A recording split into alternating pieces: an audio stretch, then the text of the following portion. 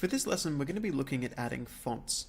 So instead of using the standard Roboto font that we have on this play button, we're going to have something new. Now the font that I've selected for us to use for the standard menus and everything else is going to be the font in our pinball assets called League Gothic. And I'm going to be using League Gothic Condensed Italic as my standard font here. So this is a free font available from the League of Movable Type.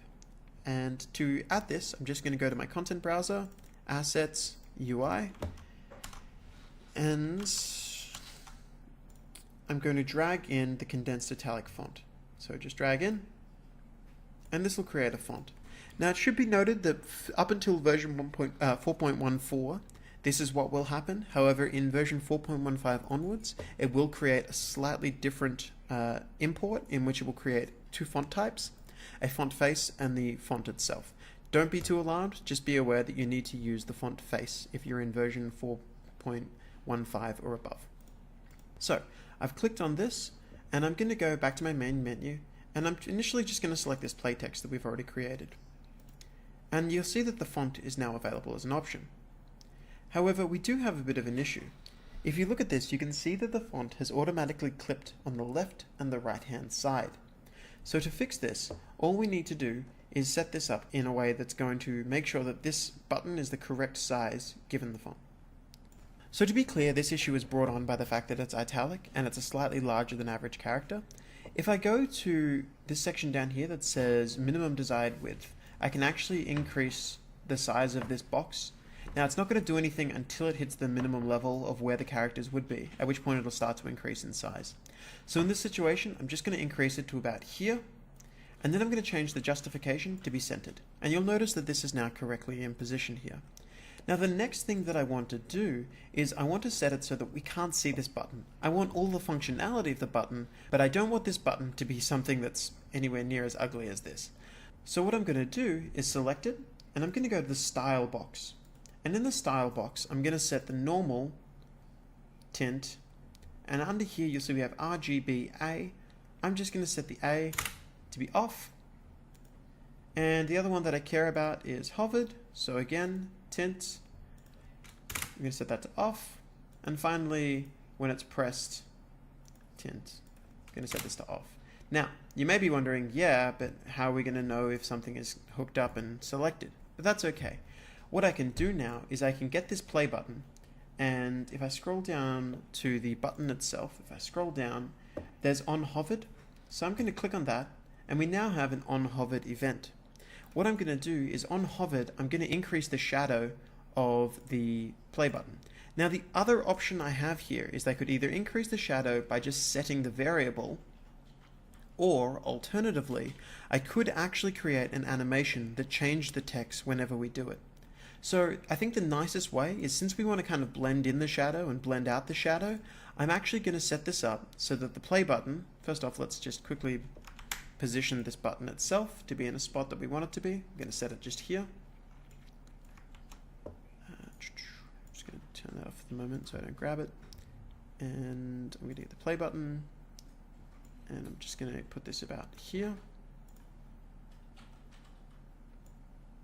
Okay, we're going to get the play button, and first off we're going to name this to be something that's a bit easier to recognize. So play button text. I'm going to add an animation which is going to be called play hover, and all I'm going to do is add play button text. The first track I'm going to add is going to be shadow color, and then the next track that I'm going to add is offset.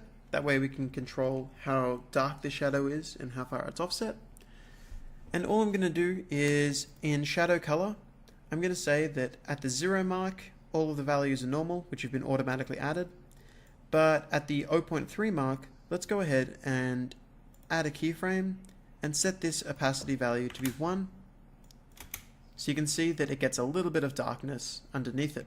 However, we do have another issue, which is that the shadow is kind of close to the object.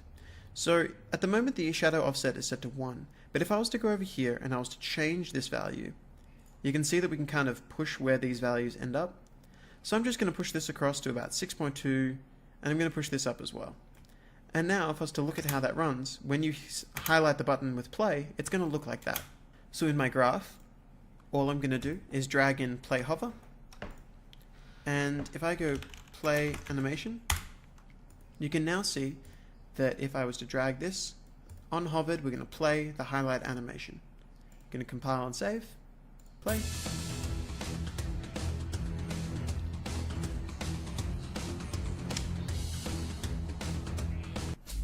And what we've shown here is that yes, it works, but we need one other thing to be set up for this to really work correctly. And that is, we need this to play backwards on unhover. So if I was to get the button again and scroll down, and this time do an on unhovered, I'm now going to just copy and paste the code that I already have for play animation, and this time set it to play in reverse.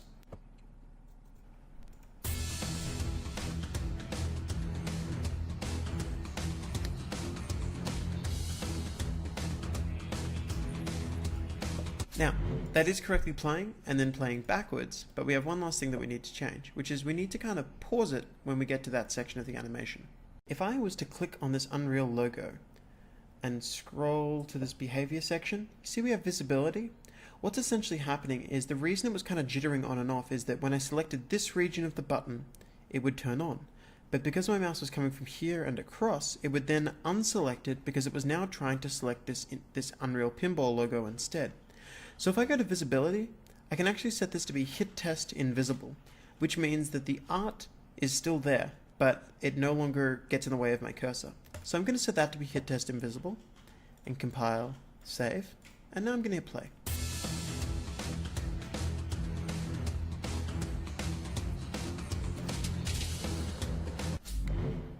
And you can see that that all works. So we now have the ability to highlight the play button, and everything will be set up.